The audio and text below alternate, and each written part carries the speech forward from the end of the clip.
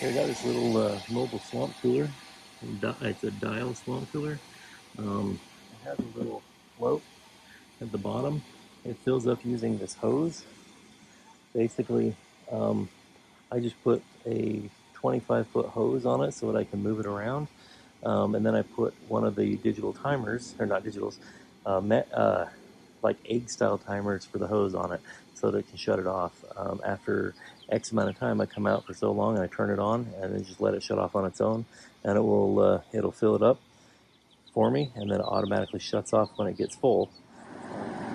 Okay, it has a high, medium, low fan feature, but then it also has the cooling mode, which saturates the pads that are in the back of that. It's using a pump to be able to take the water that we're putting into it, just like a regular swamp cooler. It's saturating these pads and allowing the water or the air to cool off. It's actually pretty cool already.